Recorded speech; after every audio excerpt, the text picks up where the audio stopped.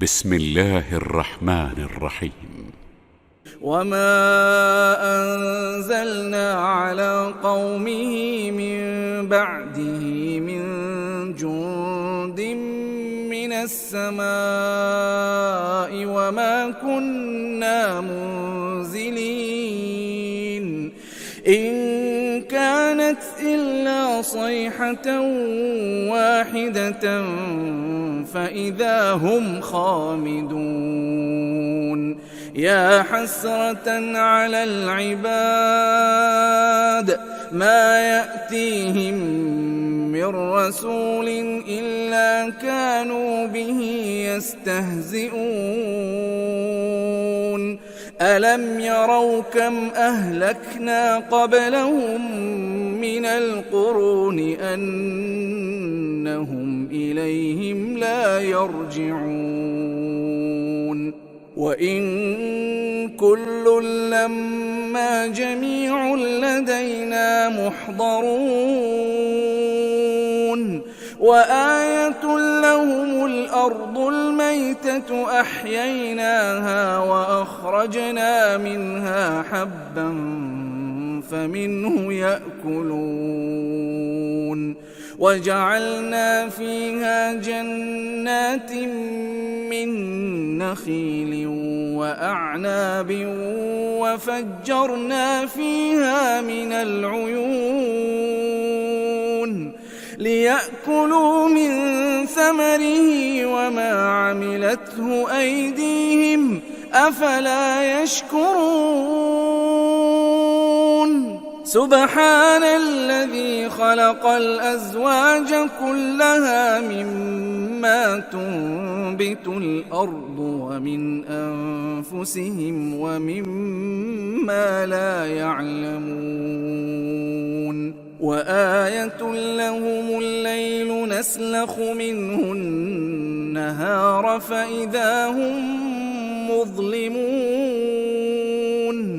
والشمس تجري لمستقر لها ذلك تقدير العزيز العليم. والقمر قدرناه منازل حتى عاد كالعرجون القديم. لا الشمس ينبغي لها أن تدرك القمر ولا الليل سابق النهار وكل في فلك يسبحون. وآية لهم أنا حملنا ذريتهم في الفلك المشحون وخلقنا لهم من مثله ما يركبون. وإن نشأ نغرقهم فلا صريخ لهم ولا هم ينقذون إلا رحمة منا ومتاعا إلى حين. وإذا قيل لهم اتقوا ما بين أيديكم وما خلفكم لعلكم ترحمون. وما تأتيهم من آية من آيات ربهم إلا كانوا عنها معرضين. وإذا قيل لهم أنفقوا مما رزقكم الله قال الذين كفروا للذين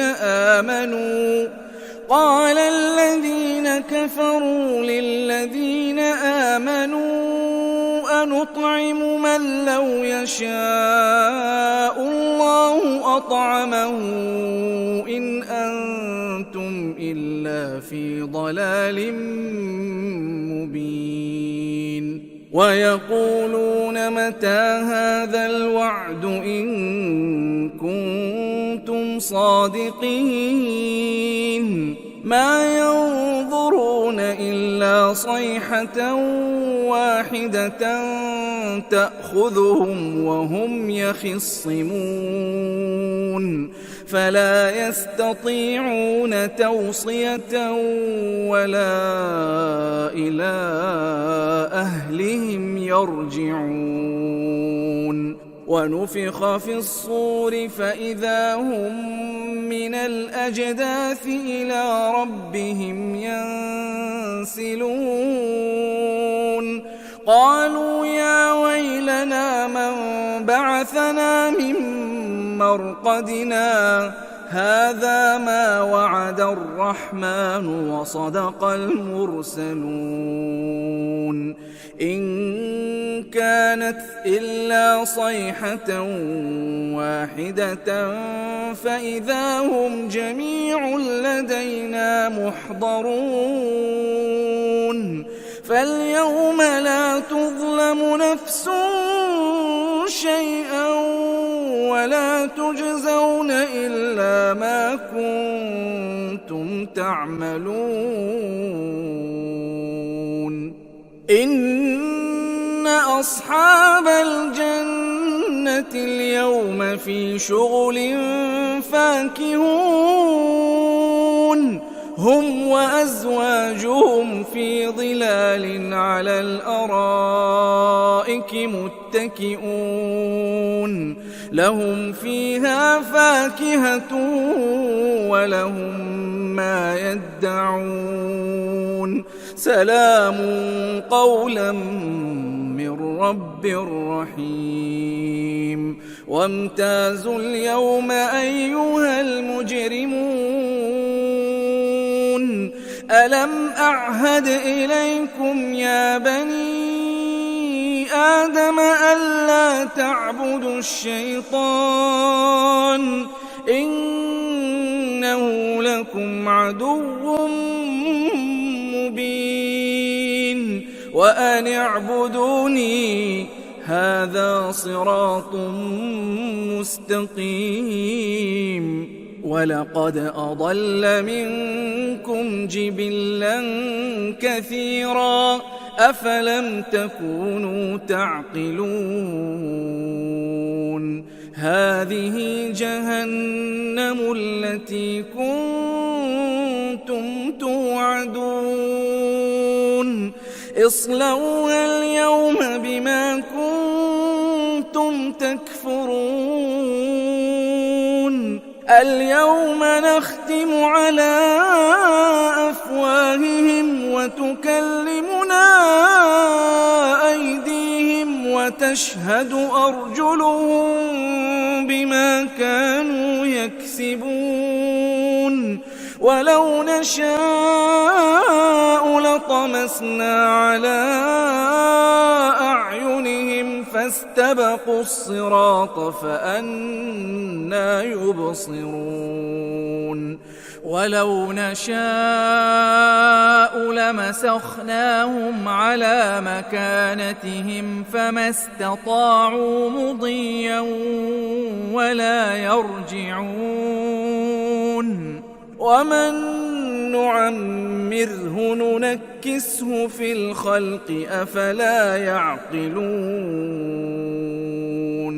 وما علمناه الشعر وما ينبغي له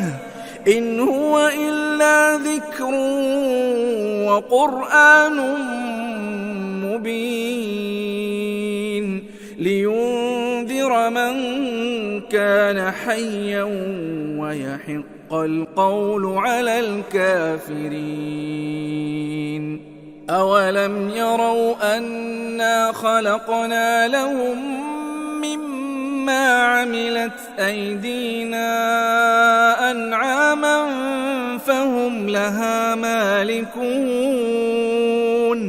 وذللناها لهم فمنها ركوبهم ومنها يأكلون ولهم فيها منافع ومشارب أفلا يشكرون واتخذوا من دون الله آلهة لعلهم ينصرون لا يستطيعون نصرهم وهم لهم جند محضرون فلا يحزنك قولهم إنا نعلم ما يسرون وما يعلنون أولم ير الإنسان أنا خلقناه من نطفة فإذا هو خصيم مبين وضرب لنا مثلا ونسي خلقه قال من يحيي العظام وهي رميم قل يحييها الذي أنشأها أول مرة وهو بكل خلق عليم الذي جعل لكم من الشجر الأخضر نارا فإذا أنتم منه توقدون أوليس الذي خلق السماوات والأرض بقادر على أن يخلق مثلهم بلى وهو الخلاق العليم إنما أمره إذا أراد شيئا أن يقول له كن فيكون فسبحان الذي بيده ملكوت كل شيء وإليه ترجعون بسم الله الرحمن الرحيم والصافات صفا فالزاجرات زجرا فالتاليات ذكرا إن إلهكم لواحد رب السماوات والأرض وما بينهما ورب المشارق إنا زينا السماء الدنيا بزينة الكواكب وحفظا من كل شيطان مارد لا يسمعون إلى الملأ الأعلى ويقذفون من كل جانب دحورا ولهم عذاب واصب إلا من خطف الخطفة فأتبعه شهاب ثاقب فاستفتهم أهم أشد خلقا أم من خلقنا إنا خلقناهم من طين لازب بل عجبت ويسخرون وإذا ذكروا لا يذكرون وإذا رأوا آية يستسخرون وقالوا إن هذا إلا سحر مبين أإذا متنا وكنا ترابا وعظاما أإنا لمبعوثون أو آباؤنا الأولون قل نعم وأنتم داخرون فإنما هي زجرة واحدة فإذا هم ينظرون وقالوا يا ويلنا هذا يوم الفصل الذي كنتم به تكذبون احشروا الذين ظلموا وأزواجهم وما كانوا يعبدون من دون الله فاهدوهم إلى صراط الجحيم وقفوهم إنهم مسؤولون ما لكم لا تناصرون بل هم اليوم مستسلمون وأقبل بعضهم على بعض يتساءلون قالوا إنكم كنتم تأتوننا عن اليمين قالوا بل لم تكونوا مؤمنين وما كان لنا عليكم من سلطان بل كنتم قوما طاغين فحق علينا قول ربنا إنا لذائقون فأغويناكم إنا كنا غاوين فإنهم يومئذ في العذاب مشتركون إنا كذلك نفعل بالمجرمين إنهم كانوا إذا قيل لهم لا إله إلا الله يستكبرون ويقولون أئنا لتاركو آلهتنا لشاعر مجنون بل جاء بالحق وصدق المرسلين إنكم لذائق العذاب الأليم وما تجزون إلا ما كنتم تعملون إلا عباد الله المخلصين أولئك لهم رزق معلوم فواكه وهم مكرمون في جنات النعيم على سرر متقابلين يطاف عليهم بكأس من معين بيضاء لذة للشاربين لا فيها غول ولا هم عنها ينزفون وعندهم قاصرات الطرف عين كأنهن بيض مكنون فأقبل بعضهم على بعض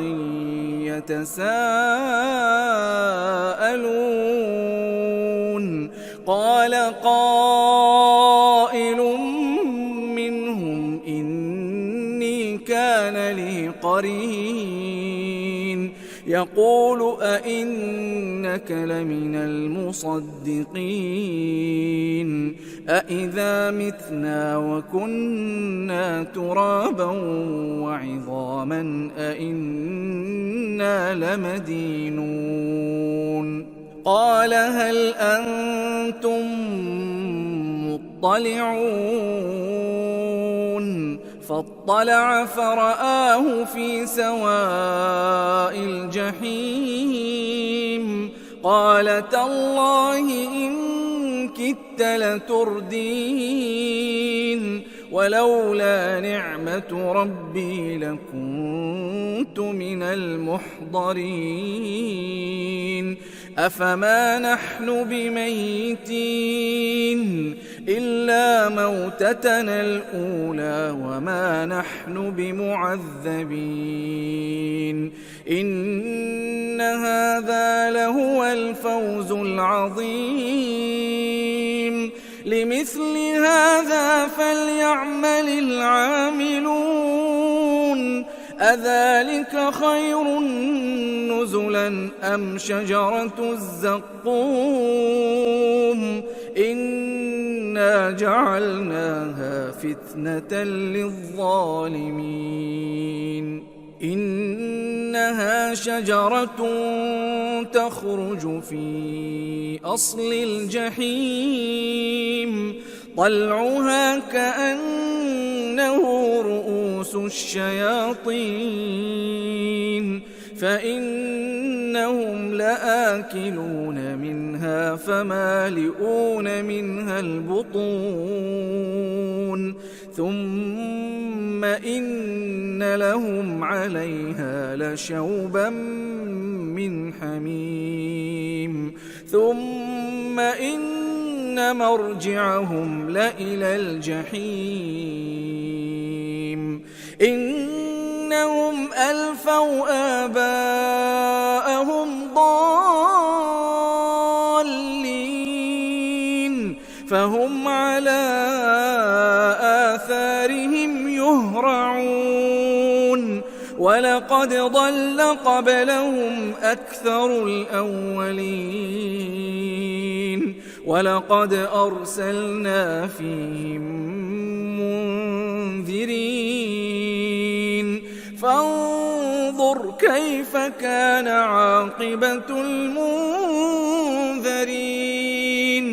إلا عباد الله المخلصين ولقد نادانا نوح فلنعم المجيبون ونجيناه وأهله من الكرب العظيم وجعلنا ذريته هم الباقين وتركنا عليه في الآخرين سلام على نوح في العالمين إنا كذلك نجزي المحسنين إنه من عبادنا المؤمنين ثم أغرقنا الآخرين وإن من شيعته لإبراهيم إذ جاء ربه بقلب سليم إذ قال لأبيه وقومه ماذا تعبدون أئفكا آلهة دون الله تريدون فما ظنكم برب العالمين فنظر نظرة في النجوم فقال إني سقيم فتولوا عنه مدبرين فراغ إلى آلهتهم فقال ألا تأكلون ما لكم لا تنطقون فراغ عليهم ضربا باليمين فأقبلوا إليه يزفون قال أتعبدون ما تنحتون والله خلقكم وما تعملون قالوا ابنوا له بنيانا فألقوه في الجحيم فأرادوا به كيدا فجعلناهم الأسفلين وقال إني ذاهب إلى ربي سيهدين رب هب لي من الصالحين فبشرناه بغلام حليم فلما بلغ معه السعي قال يا بني إني أرى في المنام أني أذبحك فانظر ماذا ترى قال يا أبت افعل ما تؤمر ستجدني إن شاء الله من الصابرين فلما أسلما وتله للجبين وناديناه أن يا إبراهيم قد صدقت الرؤيا إنا كذلك نجزي المحسنين إن هذا لهو البلاء المبين وفديناه بذبح عظيم وتركنا عليه في الآخرين سلام على إبراهيم كذلك نجزي المحسنين إنه من عبادنا المؤمنين وبشرناه بإسحاق نبيا من الصالحين وباركنا عليه وعلى إسحاق ومن ذريتهما محسن وظالم لنفسه مبين ولقد مننا على موسى وهارون ونجيناهما وقومهما من الكرب العظيم ونصرناهم فكانوا هم الغالبين وآتيناهما الكتاب المستبين وهديناهما الصراط المستقيم وتركنا عليهما في الآخرين سلام على موسى وهارون إنا كذلك نجزي المحسنين إنهما من عبادنا المؤمنين وإن إلياس لمن المرسلين إذ قال لقومه ألا تتقون أتدعون بعلا وتذرون أحسن الخالقين الله ربكم ورب آبائكم الأولين فكذبوه فإنهم لمحضرون إلا عباد الله المخلصين وتركنا عليه في الآخرين سلام على الياسين إنا كذلك نجزي المحسنين إنه من عبادنا المؤمنين وإن لوطا لمن المرسلين إذ نجيناه وأهله أجمعين إلا عجوزا في الغابرين ثم دمرنا الآخرين وإنكم لتمرون عليهم مصبحين وبالليل أفلا تعقلون وإن يونس لمن المرسلين إذ أبق إلى الفلك المشحون فساهم فكان من المدحضين فالتقمه الحوت وهو مليم فلولا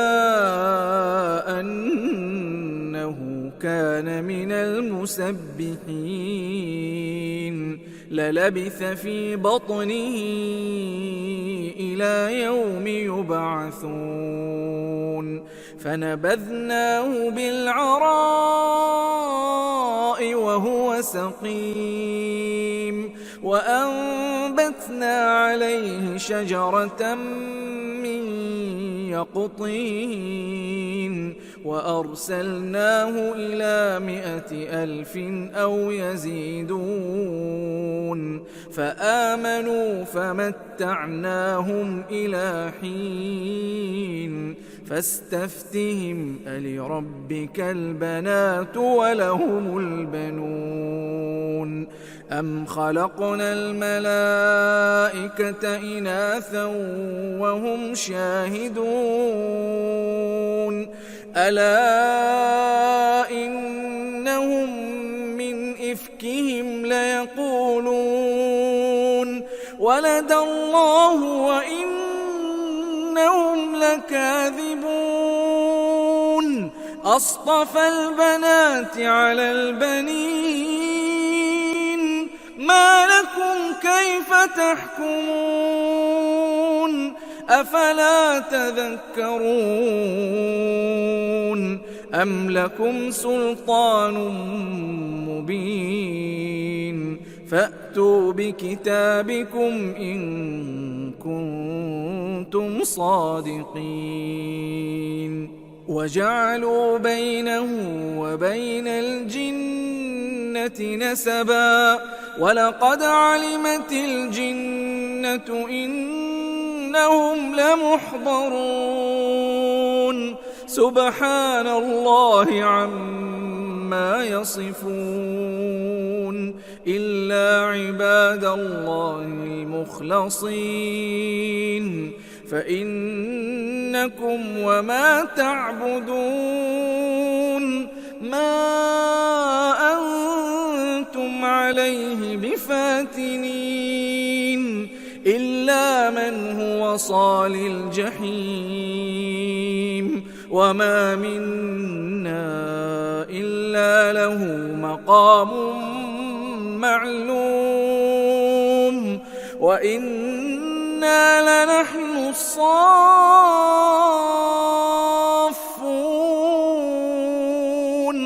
وإنا لنحن المسبحون وإن كانوا ليقولون لو أن عندنا ذكرا من الأولين لكنا عباد الله المخلصين فكفروا به فسوف يعلمون ولقد سبقت كلمتنا لعبادنا المرسلين إنهم لهم المنصورون وإن جندنا لهم الغالبون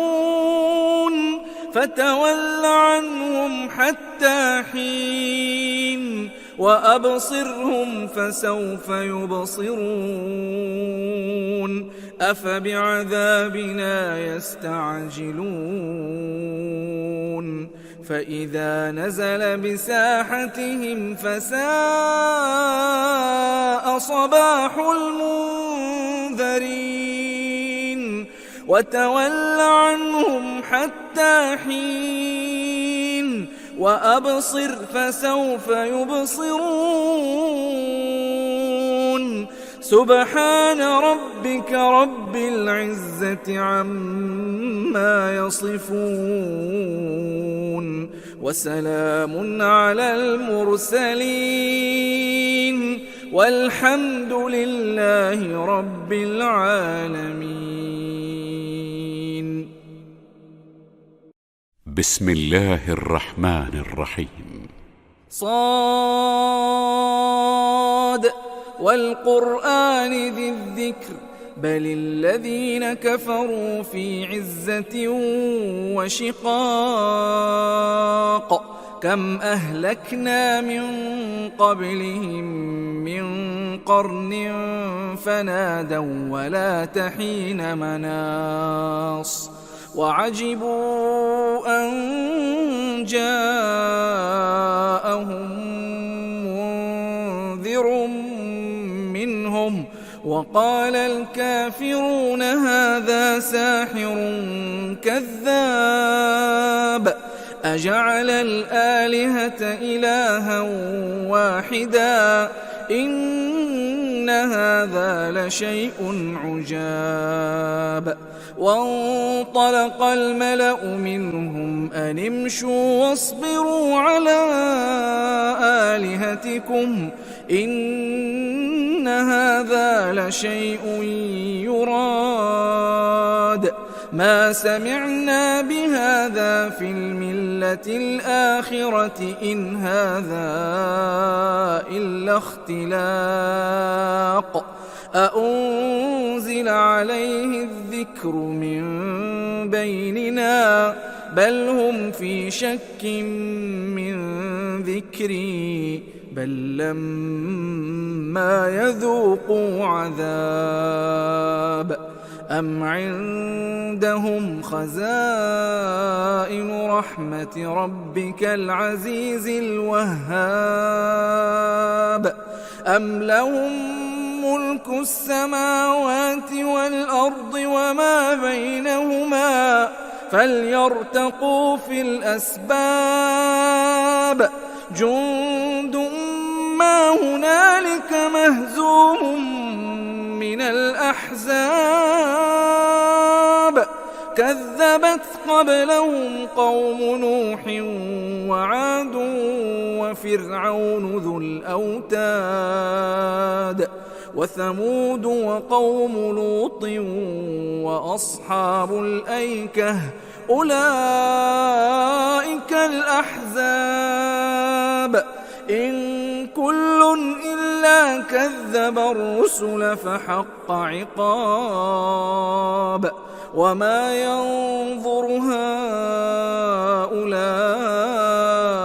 إلا صيحة واحدة ما لها من فواق وقالوا ربنا عجل لنا قطنا قبل يوم الحساب اصبر على ما يقولون واذكر عبدنا داود ذا الأيد إنه أواب إنا سخرنا الجبال معه يسبحن بالعشي والإشراق والطير محشورة كل له أواب وشددنا ملكه وآتيناه الحكمة وفصل الخطاب وهل أتاك نبأ الخصم إذ تسوروا المحراب إذ دخلوا على داود ففزع منهم قالوا لا تخف خصمان بغى بعضنا على بعض فاحكم بيننا بالحق ولا تشطط واهدنا إلى سواء الصراط إن هذا أخي له 99 نعجة ولي نعجة واحدة فقال أكفلنيها وعزني في الخطاب قال لقد ظلمك بسؤال نعجتك إلى نعاجه وإن كثيرا من الخلطاء ليبغي بعضهم على بعض إلا الذين آمنوا وعملوا الصالحات وقليل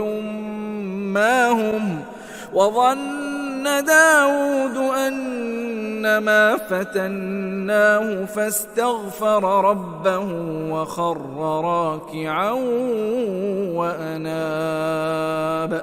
فغفرنا له ذلك وإن له عندنا لزلفى وحسن مآب يا داود إنا جعلناك خليفة في الأرض فاحكم بين الناس بالحق ولا تتبع الهوى فيضلك عن سبيل الله إن الذين يضلون عن سبيل الله لهم عذاب شديد بما نسوا يوم الحساب وما خلقنا السماء والأرض وما بينهما باطلا ذلك ظن الذين كفروا فويل للذين كفروا من النار أم نجعل الذين آمنوا وعملوا الصالحات كالمفسدين في الأرض أم نجعل المتقين كالفجار كتاب أنزلناه إليك مبارك ليدبروا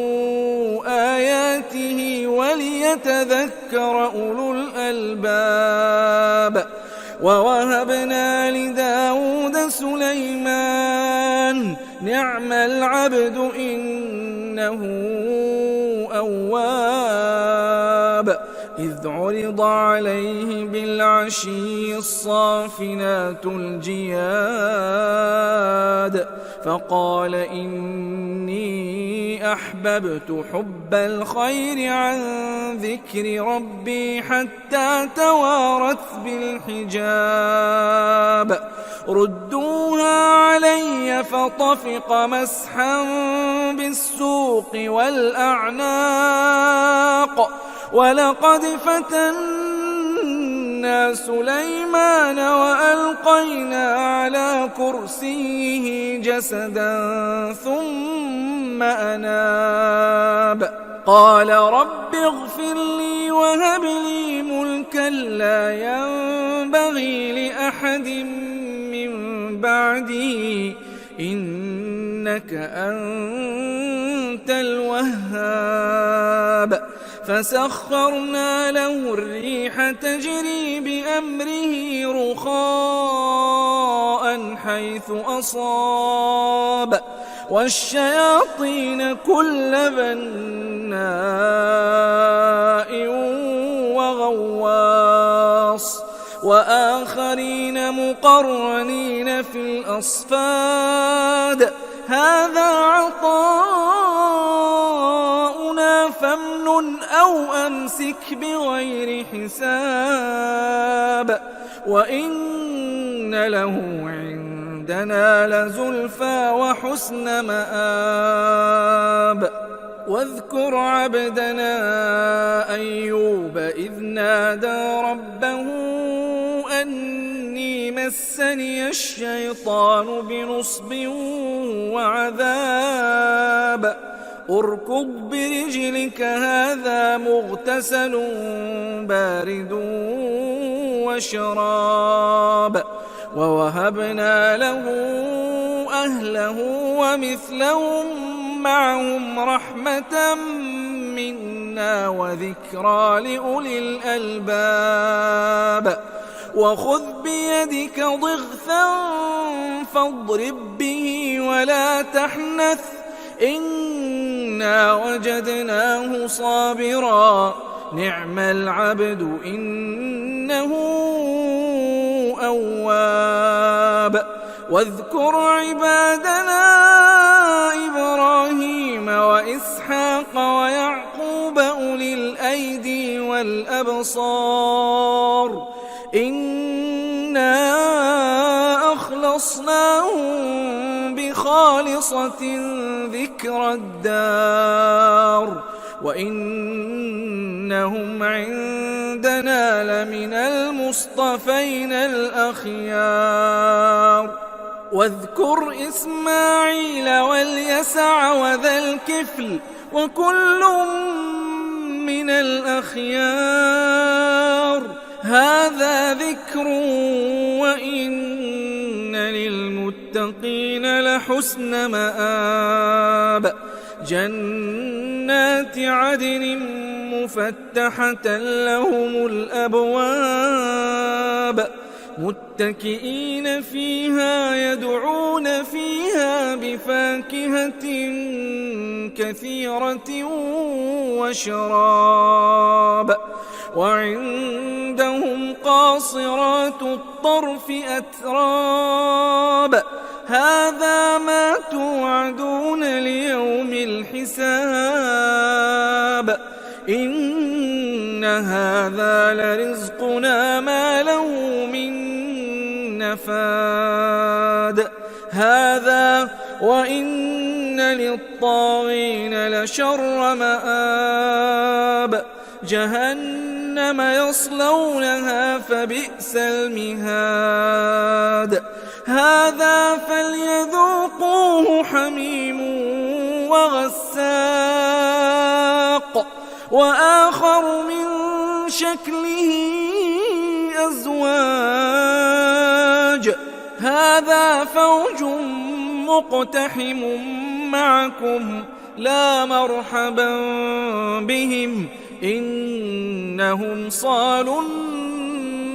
النار قالوا بل أنتم لا مرحبا بكم أنتم قدمتموه لنا فبئس القرار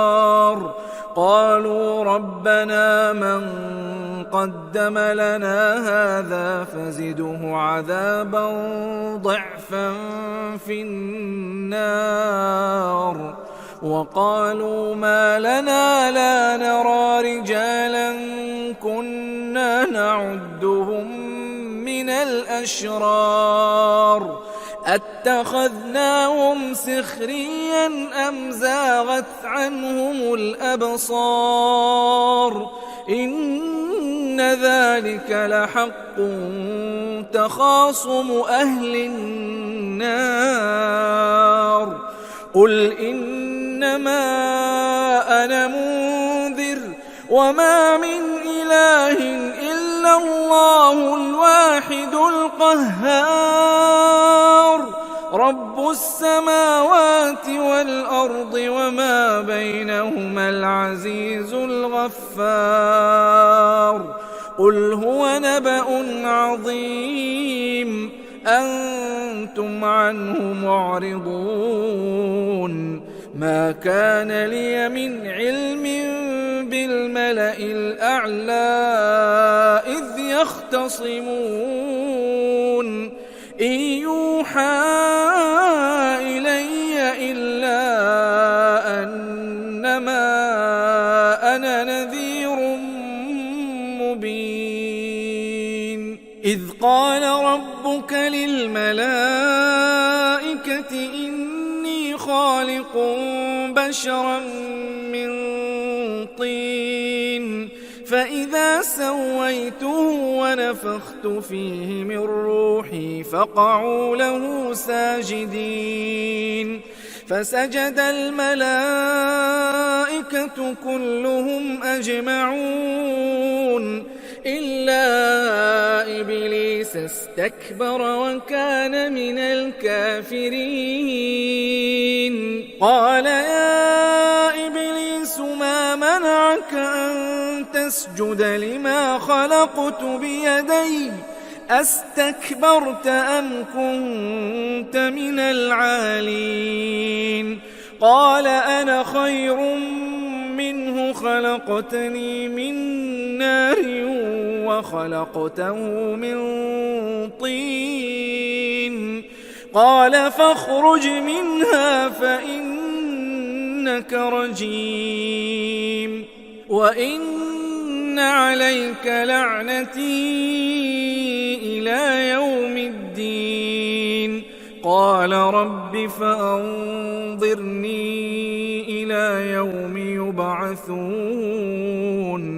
قال فإنك من المنظرين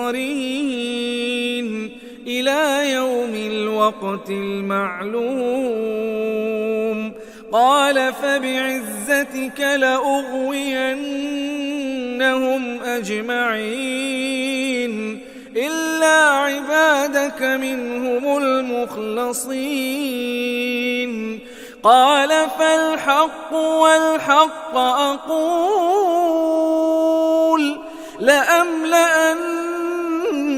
جهنم منك وممن تبعك منهم أجمعين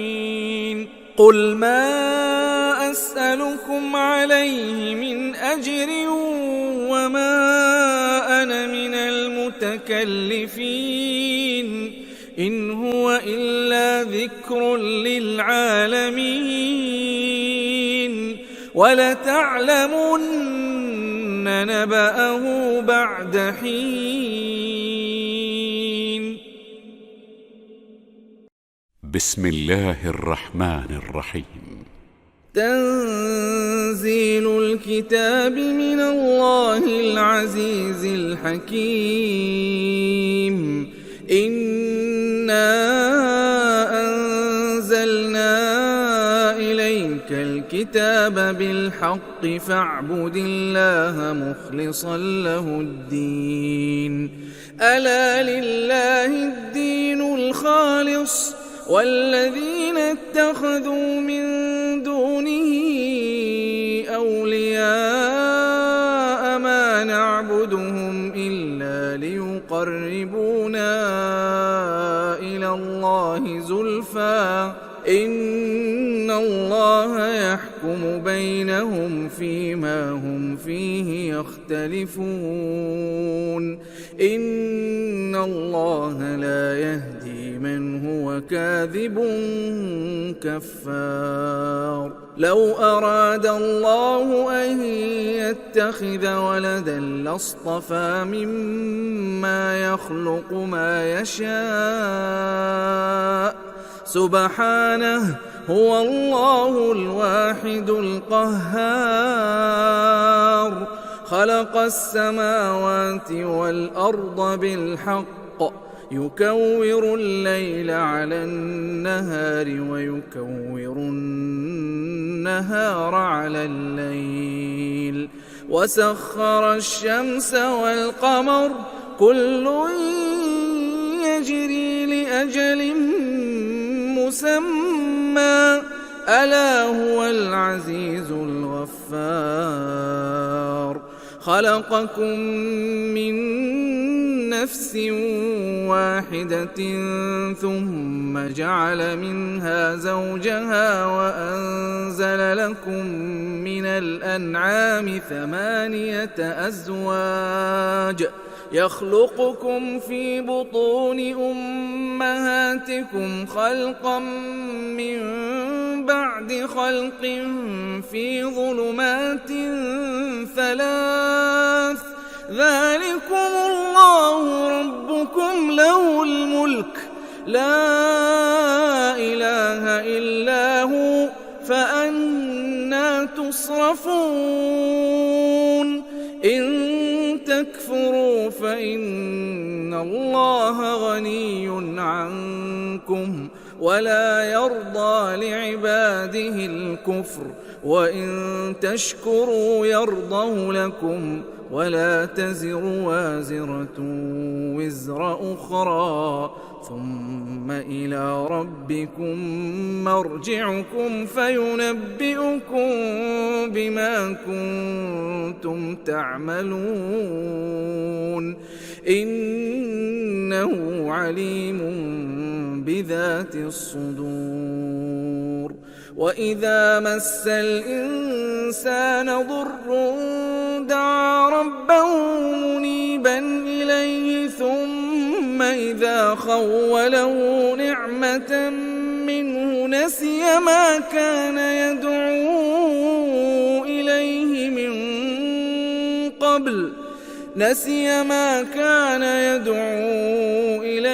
من قبل وجعل لله أندادا ليضل عن سبيله قل تمتع بكفرك قليلا إن إنك من أصحاب النار. أمن هو قانت آناء الليل ساجدا وقائما يحذر الآخرة ويرجو رحمة ربه قل هل يستوي الذين يعلمون والذين لا يعلمون إنما يتذكر أولو الألباب. قل يا عبادي الذين آمنوا اتقوا ربكم للذين أحسنوا في هذه الدنيا حسنة وأرض الله واسعة إنما يوفى الصابرون أجرهم بغير حساب. قل إني أمرت أن أعبد الله مخلصا له الدين وأمرت لأن أكون أول المسلمين. قل إني أخاف إن عصيت ربي عذاب يوم عظيم. قل الله أعبد مخلصا له ديني فاعبدوا ما شئتم من دونه. قل إن الخاسرين الذين خسروا أنفسهم وأهليهم يوم القيامة ألا ذلك هو الخسران المبين. لهم من فوقهم ظلل من النار ومن تحتهم ظلل ذلك يخوف الله به عباده. يا عباد فاتقون. والذين اجتنبوا الطاغوت أن يعبدوها وأنابوا إلى الله لهم البشرى. فبشر عباد الذين يستمعون القول فيتبعون أحسنه أولئك الذين هداهم الله وأولئك هم أولو الألباب. أفمن حق عليه كلمة العذاب أفأنت تنقذ من في النار. لكن الذين اتقوا ربهم لهم غرف من فوقها غرف مبنية تجري من تحتها الأنهار وعد الله لا يخلف الله الميعاد. ألم تر أن الله أنزل من السماء ماء فسلكه ينابيع في الأرض ثم يخرج به زرعا مختلفا ألوانه ثم يهيج فتراه مصفرا ثم يجعله حطاما إن في ذلك لذكرى لأولي الألباب. أفمن شرح الله صدره للإسلام فهو على نور من ربه فويل للقاسية قلوبهم من ذكر الله أولئك في ضلال مبين. الله نزل أحسن الحديث كتابا متشابها مثانية تقشعر منه جلود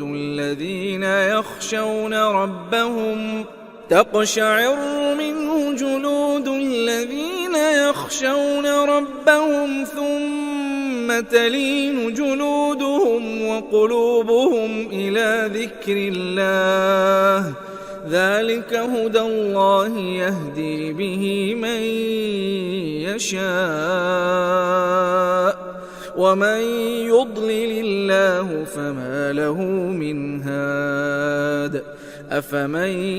يتقي بوجهه سوء العذاب يوم القيامة وقيل للظالمين ذوقوا ما كنتم تكسبون كذب الذين من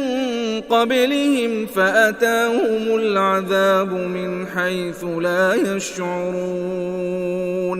فأذاقهم الله الخزي في الحياة الدنيا ولعذاب الآخرة أكبر لو كانوا يعلمون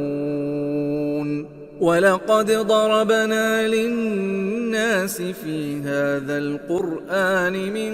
كل مثل لعلهم يتذكرون قرآنا عربيا غير ذي عوج لعلهم يتقون ضرب الله مثلا رجلا فيه شركاء